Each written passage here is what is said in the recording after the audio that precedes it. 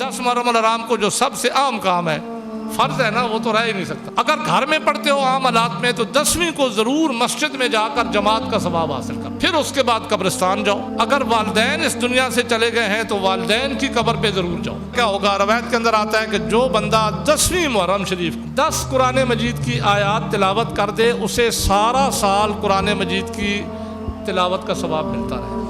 حضور علیہ الصلوۃ والسلام فرماتے ہیں البسوا الثیاب وکفنوا موتاکم، کہ فرمایا خود بھی سفید لباس پہنو دنیا کی زندگی کے اندر بھی، اور مردوں کو بھی سفید میں لباس میں کفن دو۔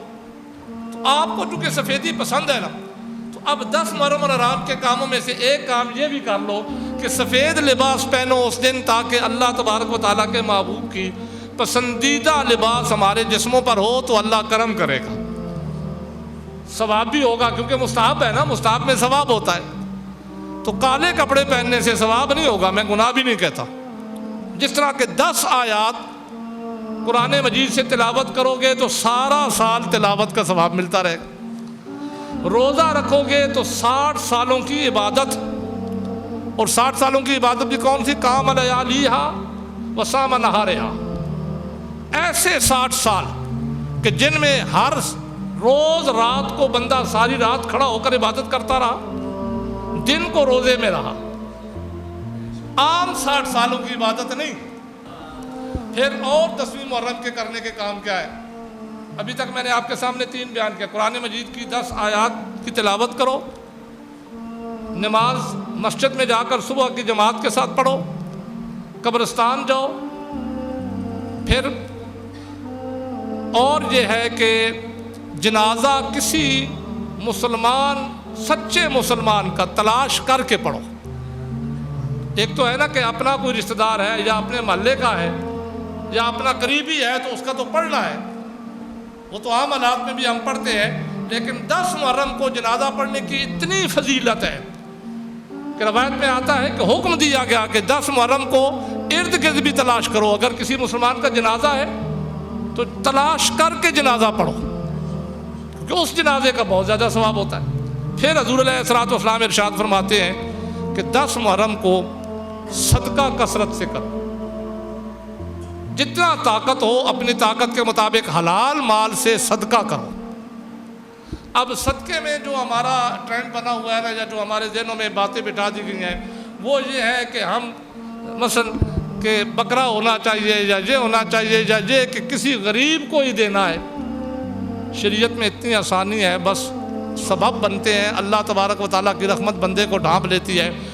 اگر اور کچھ بھی نہیں کر سکتے نا، اپنے گھر میں اپنے بیوی بچوں کو 10 محرم کو اچھا کھانا کھلا دو تو آپ کا صدقہ بھی بن جائے گا اور 10ویں محرم کے وسیلے سے ثواب بھی عطا ہو جائے گا۔ مزید اچھی ویڈیو دیکھنے کے لیے ہمارا چینل کو لائک، سبسکرائب اور بیل کے بٹن کو دبا دیں۔ شکریہ۔ تطہیرا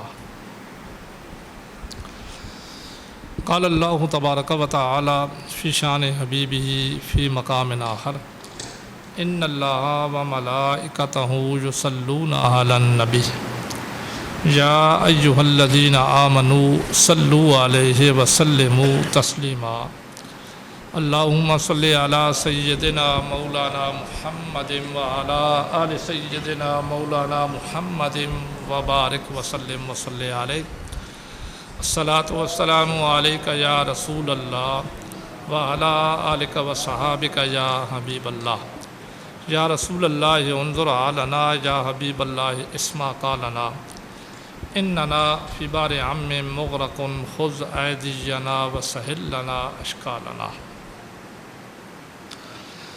بعد حمد و صلاۃ، گزشتہ جمعۃ المبارک کے اندر میں نے آپ حضرات کے سامنے محرم الحرام شریف کی فضیلت اور اس کے پہلے عشرے کی عظمت بیان کی ہے۔ اسی سلسلے کو جاری رکھتے ہوئے آج صرف ایک اصطلاح ہے ہمارے ہاں، عاشورہ محرم الحرام۔ یہ عاشورہ کس کو کہتے ہیں، یہ سمجھانا مقصد ہے، اور اس کی عظمت کیا ہے، اس کی پہچان کیا ہے، اور اس دن ہمیں کیا کرنا ہے۔ عاشورہ والے دن ہمیں کیا کرنا ہے، اس کی پہچان کیا ہے، اس کی عظمت کیا ہے؟ ہم نام تو سنتے رہتے ہیں کہ عاشورہ محرم الحرام ہے، جی چھٹیاں ہو گئی ہیں عاشورہ محرم الحرام کی، تو یہ عاشورہ کس کو کہتے ہیں؟ عاشورہ یہ عشرہ سے نکلا ہے، جس کا معنی ہوتا ہے 10۔ تو پچھلے جمعۃ المبارک کے اندر میں نے آپ کو یہ بیان کیا تھا کہ حدیث میں آتا ہے، حضور علیہ الصلوۃ والسلام ارشاد فرماتے ہیں کہ سال میں 3 عشرے بڑی عظمت والے ہیں، اور ان میں ایک محرم الحرام شریف کا تھا۔ اس میں اب 10ویں کو عاشورہ محرم الحرام کہتے ہیں۔ جو 10ویں کا دن ہوتا ہے اس کو عاشورہ محرم الحرام کہتے ہیں۔ اس کو عاشورہ کہنے کی وجہ یہ ہے کہ اس دن میں اللہ تبارک و تعالیٰ نے 10 انبیاء اکرام پر اپنی رحمتیں بہائی تھیں، 10 رسولوں پر اللہ تبارک و تعالیٰ نے اپنی رحمتیں بہائی تھیں، اس لیے اس کو عاشورہ محرم الحرام کہتے ہیں۔ اب ہم نے اس کو اور معنی میں لے لیا، ہمارے ذہن میں تصور اور بن گیا، حالانکہ عاشورہ محرم الحرام اس لیے کہا جاتا ہے کہ 10ویں کو اللہ تبارک و تعالیٰ کی رحمت کا دریا جوش میں ہوتا ہے۔ اس دن اللہ تبارک و تعالیٰ کی رحمت اپنے بندوں کو ڈھانپتی ہے، تو جس دن اللہ تبارک و تعالیٰ کی رحمت کا دریا جوش میں ہو تو وہ دن بڑی برکت والا دن ہوتا ہے، اور اس دن اللہ تبارک و تعالیٰ کی بارگاہ سے اپنے گناہوں کی بخشش مانگنی چاہیے، عبادت کرنی چاہیے، ایسے اعمال کرنے چاہیے کہ جو اعمال اللہ کی بارگاہ میں مقبول ہو جائیں، اللہ کو پسند ہو جائے۔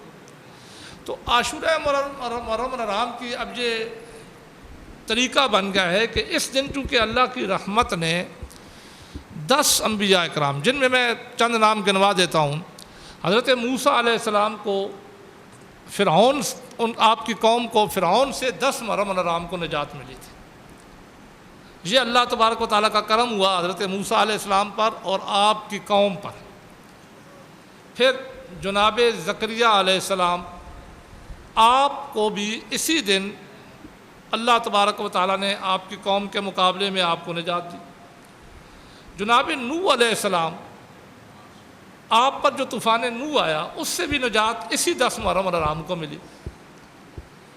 اس کے علاوہ حضرت ایوب علیہ السلام، جن کا صبر بڑا مشہور ہے، ان کو بھی جب ان پر بیماری نے حملہ کیا، یہاں تک کہ ان کی زبان پر بھی کیڑے پڑ گئے، جسم سارا تو کیڑوں سے لبریز تھا، زبان پر بھی کیڑے پڑ گئے، تو انہیں بھی بیماری سے نجات اسی 10 محرم الحرام شریف کو ملی۔ اس لیے اس کو عاشورہ محرم الحرام کہا جاتا ہے۔ اور یہ تو حدیث ہے نا سیاہ ستہ کی کہ حضور علیہ الصلوۃ والسلام جب مدینہ شریف گئے تو وہاں یہودی کثرت سے رہا کرتے تھے۔ 10 محرم الحرام کا دن آیا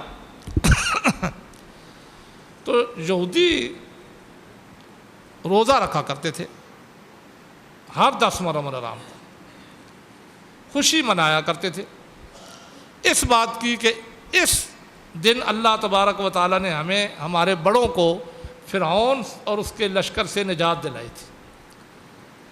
تو اب روزہ رکھتے، خوشی کس طریقے سے مناتے کہ روزہ رکھا کرتے تھے۔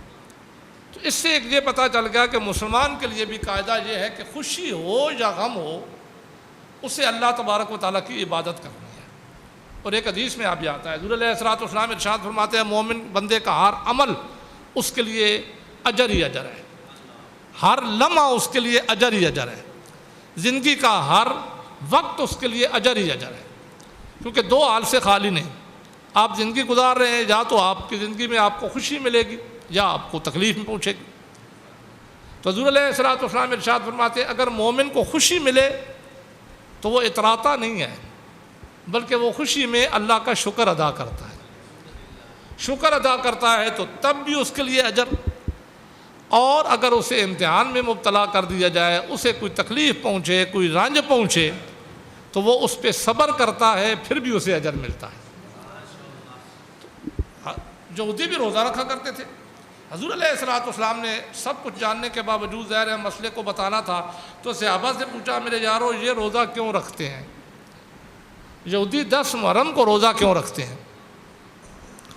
تو صحابہ اکرام نے عرض کی، یا رسول اللہ صلی اللہ علیہ وآلہ وسلم، حضرت موسیٰ علیہ السلام اور ان کی قوم کو، یعنی ان کے بڑوں کو، بنی اسرائیل کو 10 محرم کے دن فرعون سے اور اس کے لشکریوں سے نجات ملی تھی، اس لیے یہ خوشی میں روزہ رکھتے ہیں۔ تو حضور علیہ الصلوۃ والسلام نے صحابہ کرام کو کیا جواب دیا؟ فرمایا نحن احق منہ بالموسیٰ، اللہ کے نبی نے فرمایا یہ موسیٰ علیہ السلام کو نہیں مانتے، موسیٰ علیہ السلام کو ماننے والے ہم ہیں۔ اب یہاں سے میں بھی آپ کے ذہن میں ایک بات بٹھانا چاہتا ہوں کہ اہل بیت اطہار کو کوئی اور نہیں مانتا، اہل بیت اطہار کو ماننے والے ہم ہیں، ان کا تعلق ہمارے ساتھ ہے، اہل بیت اطہار کا تعلق ہمارے ساتھ ہے، کیونکہ ہمارے ایمان کی بنیاد ہے اہل بیت اطہار کی محبت۔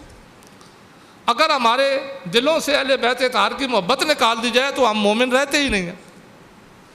لیکن اہل بیت اطہار کے ساتھ محبت وہ نہ جو شریعت کے مطابق ہو۔ تو حضور علیہ الصلوۃ والسلام نے فرمایا نحن احق بالموسیٰ منہ، ہم ان سے زیادہ حقدار ہیں موسیٰ علیہ السلام کے۔ لیکن وہ خوشی میں روزہ رکھا کرتے تھے تو اللہ کے نبی نے اس سے منع نہیں کیا کہ ہم نے روزہ نہیں رکھنا، اس کے ساتھ مشابہت ہو جائے۔ مشابہت ہوتی ہے غلط کاموں میں، اگر کوئی شریعت کے خلاف کوئی کام کر رہا ہے تو پھر ان کے ساتھ وہ کام اس دن نہیں کرنا تاکہ مشابہت نہ ہو جائے۔ اچھے کاموں میں مشابہت نہیں ہوتی۔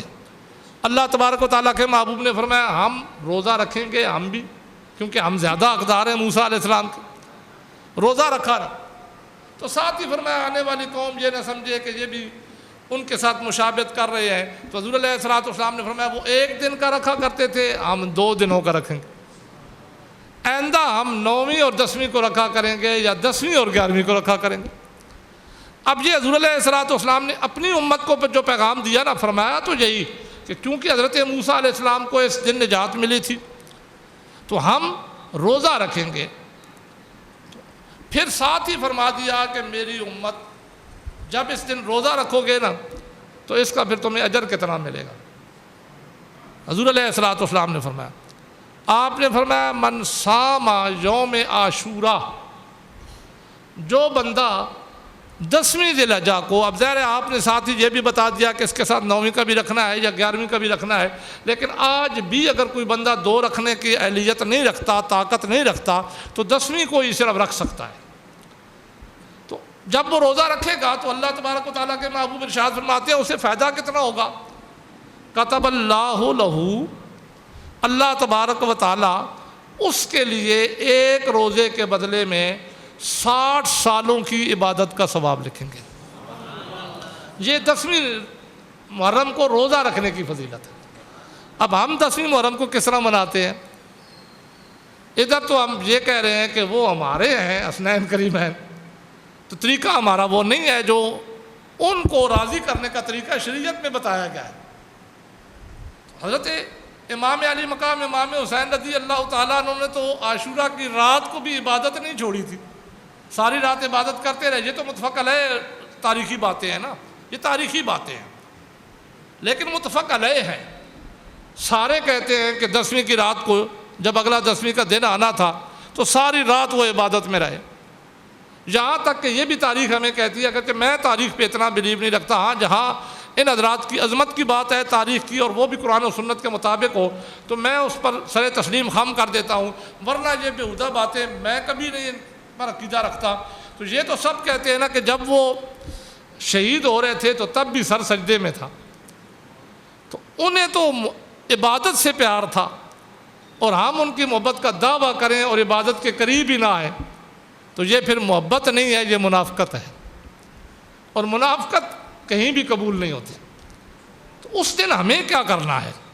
اس دن ہمیں کرنا ہے کہ ہم عاشوراء محرم الحرام کو اللہ کی عبادت میں گزاریں، تاکہ اللہ تبارک و تعالیٰ کی بارگاہ میں بھی ہماری قبولیت ہو جائے اور حسنین کریمین کی شفاعت بھی ہمیں نصیب ہو جائے۔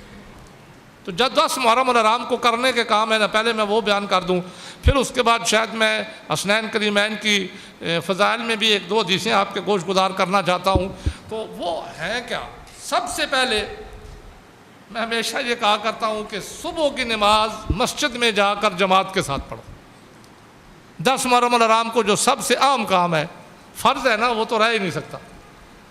تو اگر گھر میں پڑھتے ہو عام حالات میں تو 10ویں کو ضرور مسجد میں جا کر جماعت کا ثواب حاصل کرو، پھر اس کے بعد قبرستان جاؤ۔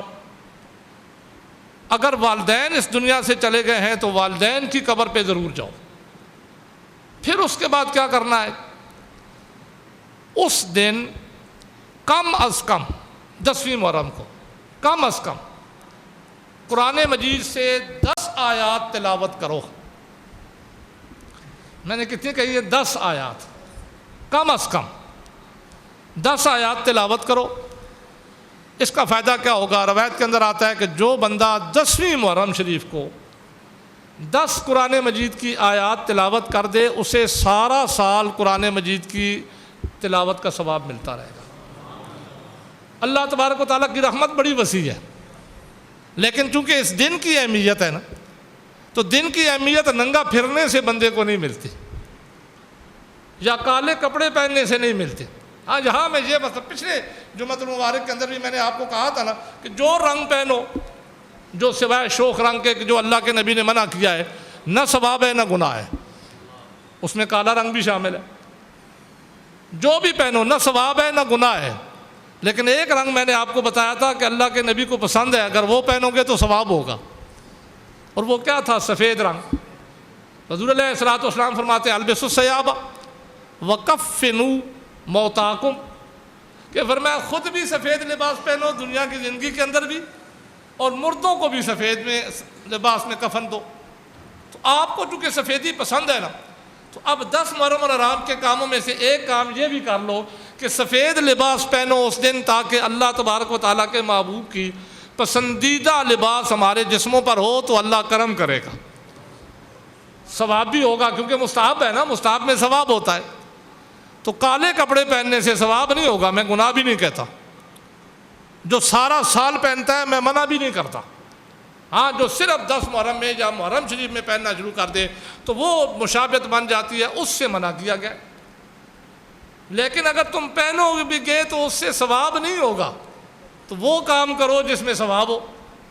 تو لباس سفید پہن لو، 10ویں محرم کو سفید لباس، کم از کم پورا مہینہ ہی سفید ہونا چاہیے، لیکن اگر 10ویں کو پہنو گے تو زیادہ ثواب ہوگا۔ جس طرح کہ 10 آیات قرآن مجید سے تلاوت کرو گے تو سارا سال تلاوت کا ثواب ملتا رہے گا۔ روزہ رکھو گے تو 60 سالوں کی عبادت، اور 60 سالوں کی عبادت بھی کون سی؟ قام لیالیہا وصام نہارہا، ایسے 60 سال کہ جن میں ہر روز رات کو بندہ ساری رات کھڑا ہو کر عبادت کرتا رہا، دن کو روزے میں رہا۔ عام 60 سالوں کی عبادت نہیں، ایسے 60 سالوں کی، حدیث کے الفاظ ہیں وہاں پہ قام لیالیہا وصام نہارہا کما قال علیہ السلام، کہ جن 60 سالوں میں بندہ رات کو ساری رات عبادت میں رہا، دن کو ان دنوں کو چھوڑ کر جن میں روزہ منع ہے، رمضان کے روزے بھی ہیں لیکن ایام تشریق کے روزے نہیں ہوتے، یا عید کے دنوں کے روزے نہیں ہوتے، ان دنوں کو چھوڑ کر ہر روز اس نے روزے میں دن بھی گزارا۔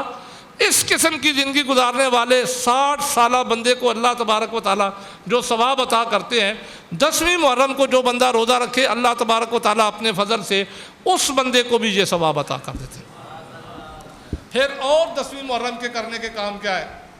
ابھی تک میں نے آپ کے سامنے 3 بیان کیا۔ قرآن مجید کی 10 آیات کی تلاوت کرو، نماز مسجد میں جا کر صبح کی جماعت کے ساتھ پڑھو، قبرستان جاؤ، پھر اور یہ ہے کہ جنازہ کسی مسلمان، سچے مسلمان کا تلاش کر کے پڑھو۔ ایک تو ہے نا کہ اپنا کوئی رشتہ دار ہے یا اپنے محلے کا ہے یا اپنا قریبی ہے تو اس کا تو پڑھنا ہے، وہ تو عام حالات میں بھی ہم پڑھتے ہیں، لیکن 10 محرم کو جنازہ پڑھنے کی اتنی فضیلت ہے کہ روایت میں آتا ہے کہ حکم دیا گیا کہ 10 محرم کو ارد گرد بھی تلاش کرو، اگر کسی مسلمان کا جنازہ ہے تو تلاش کر کے جنازہ پڑھو، کیونکہ اس جنازے کا بہت زیادہ ثواب ہوتا ہے۔ پھر حضور علیہ الصلوۃ والسلام ارشاد فرماتے ہیں کہ 10 محرم کو صدقہ کثرت سے کرو، جتنا طاقت ہو اپنی طاقت کے مطابق حلال مال سے صدقہ کرو۔ اب صدقے میں جو ہمارا ٹرینڈ بنا ہوا ہے نا، یا جو ہمارے ذہنوں میں باتیں بٹھا دی گئی ہیں، وہ یہ ہے کہ ہم مثلا کہ بکرا ہونا چاہیے یا یہ ہونا چاہیے یا یہ کہ کسی غریب کو ہی دینا ہے۔ شریعت میں اتنی آسانی ہے، بس سبب بنتے ہیں، اللہ تبارک و تعالیٰ کی رحمت بندے کو ڈھانپ لیتی ہے۔ اگر اور کچھ بھی نہیں کر سکتے نا اپنے گھر میں اپنے بیوی بچوں کو 10 محرم کو اچھا کھانا کھلا دو تو آپ کا صدقہ بھی بن جائے گا اور 10ویں محرم کے وسیلے سے ثواب بھی عطا ہو جائے گا۔ تو سب سے افضل صدقہ ہوتا ہی وہ ہے جو بیوی بچوں کے منہ میں لقمہ ڈالا جاتا ہے۔ ہمارے یہاں یہ ہے کہ بیوی بچے بھوکے مر رہے ہوتے ہیں، لوگ ناتخانوں پیروں مولویوں کو دے رہے ہوتے ہیں، ذاکروں کو دے رہے ہوتے ہیں، یہ صدقہ ہو رہا ہے۔ وہ صدقہ ضرور ہے صدقہ، اگر آپ ان کو اللہ تبارک و تعالیٰ کے دین کی خدمت کرنے کا صلہ سمجھ کے دے رہے ہو تو ضرور ہے صدقہ، لیکن افضل ترین صدقہ اللہ تبارک و تعالیٰ کے محبوب نے جو بتایا، فرمایا وہ حلال کا لقمہ جو بندہ اپنے بیوی بچوں کے منہ میں ڈالتا ہے۔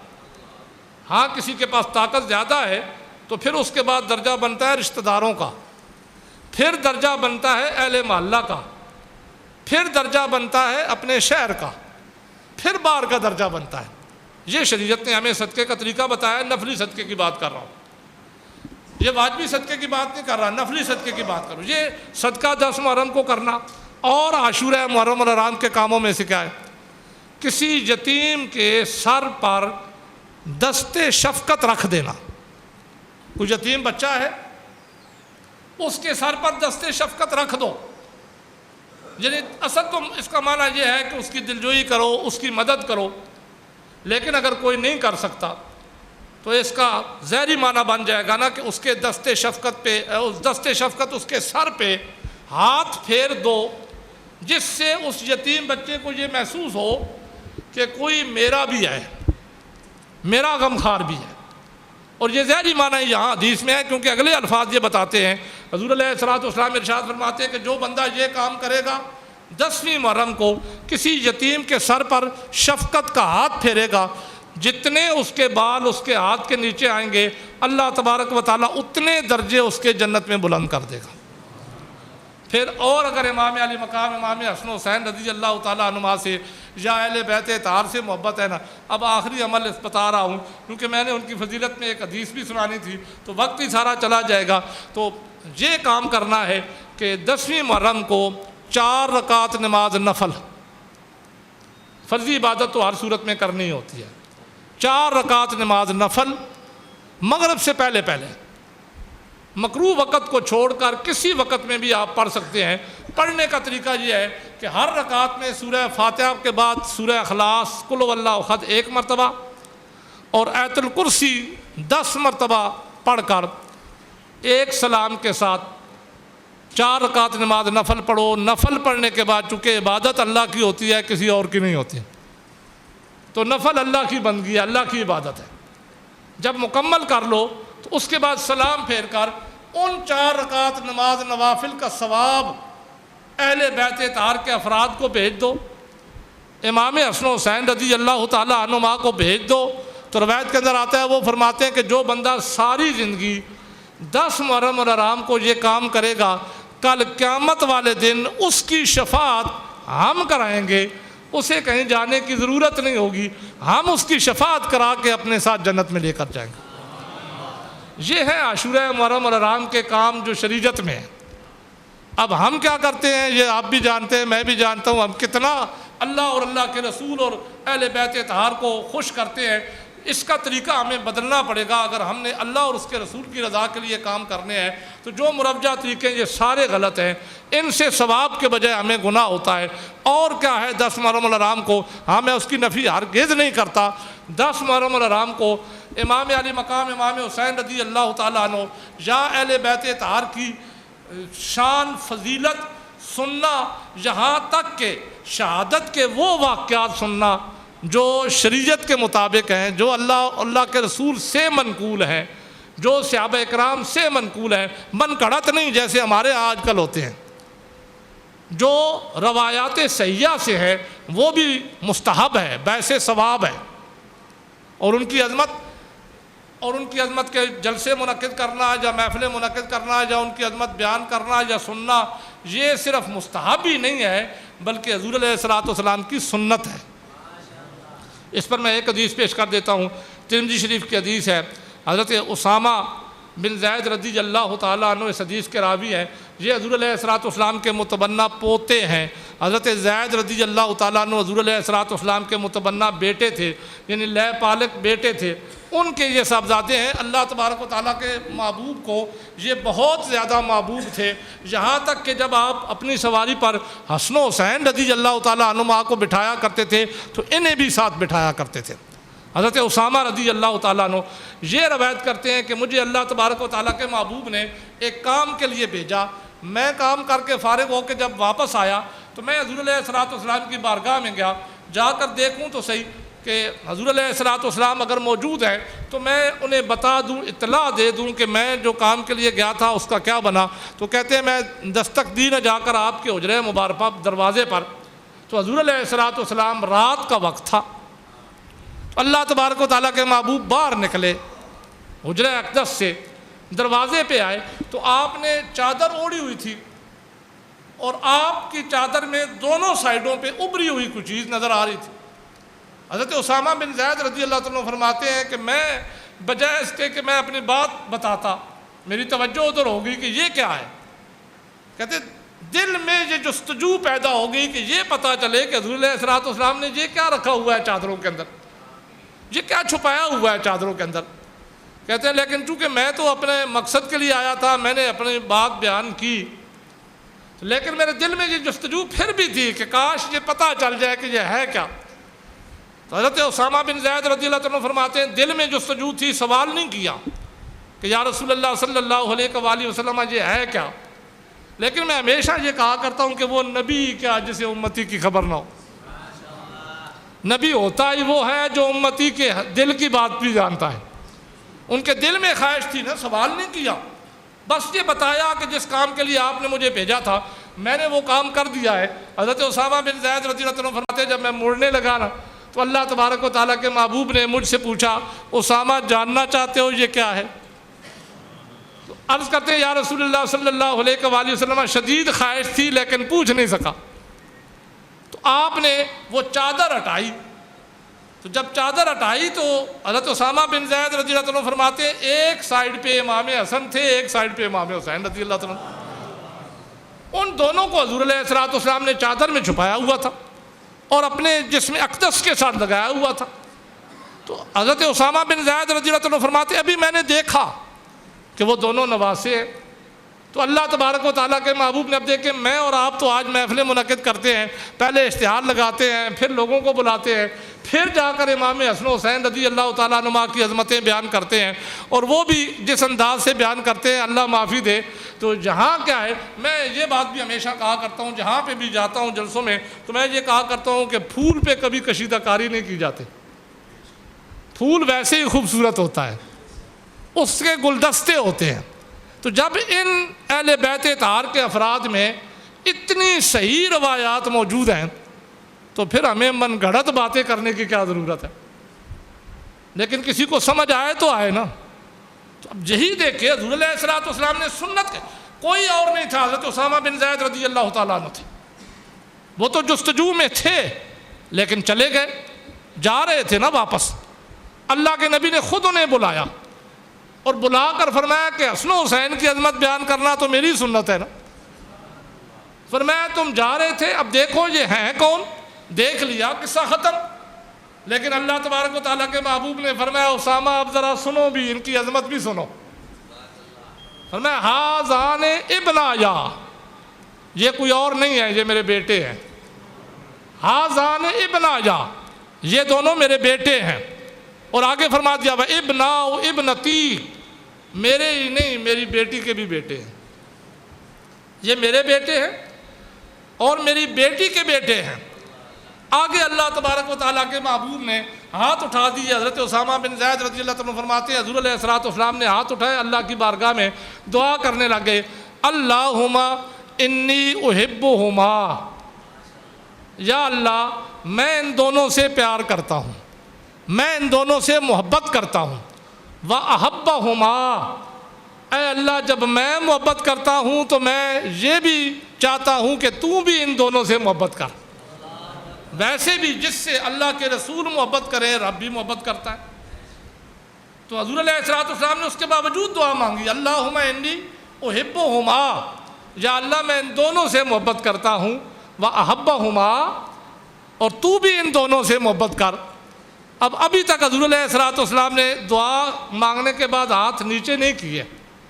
حدیث کا اگلا جملہ قابل غور ہے، میرے لیے اور آپ کے لیے جو شریعت کے مطابق اہل بیت اطہار سے محبت کرتے ہیں، جن کے دلوں کے اندر ان کا بغض نہیں ہے، جو شریعت میں ان کا مقام و مرتبہ ہے، وہ اس پر آمنا صدقنا کہتے ہیں، غلو نہیں کرتے، اپنے پاس سے بھی کچھ بیان نہیں کرتے، ان کے لیے اللہ کے نبی نے یہاں پیغام دیا۔ ذرا وہ بھی حدیث کے الفاظ سنیے۔ حضور علیہ السلام حضرت اسامہ رضی اللہ عنہ فرماتے ہیں، اللہ کے نبی نے دعا کو جاری رکھتے ہوئے فرمایا وَأَحَبَّهُمْ مَن يُحِبُّهُمَا وَأَحَبَّهُمَا، یا اللہ تو ان سے بھی محبت کر، وَأَحَبَّهُمْ، ان سے میں محبت کرتا ہوں، ان سے بھی تو محبت کر۔ ساتھ ہی اللہ کے محبوب نے دعا مانگی وَأَحَبَّهُمْ مَن يُحِبُّهُمْ وَأَحَبَّهُمْ مَن يُحِبُّهُ، جو ان سے محبت کرے، اے اللہ تو دنیا میں قیامت تک آنے والے میرے اس امتی سے بھی محبت کر، جو ان سے محبت کرے، کوئی بھی ہو، کسی بھی نسل کا ہو، یہ نہیں کہ صرف سیدی ہو، کسی بھی نسل کا ہو، اگر ان سے سچی محبت کرے جیسی شریعت کے تابع ہو کر، تو اے اللہ تو اسے بھی اپنا محبوب بنا لے۔ تو حضور علیہ السلام کی دعا تو کبھی رد نہیں ہوتی۔ اب ہمیں اللہ کا محبوب بننے کے لیے ان سے محبت کرنا ضروری ہے، لیکن محبت پھر میں وہی کہتا ہوں، غلو سے کام نہیں لینا چاہیے، افراط و تفریط سے کام نہیں لینا چاہیے۔ وہ محبت جو شریعت کے تابع ہے، اللہ تبارک و تعالی ہمیں شریعت کے تابع رہنے کی توفیق عطا کرے۔ وما علیہ الا البلاغ۔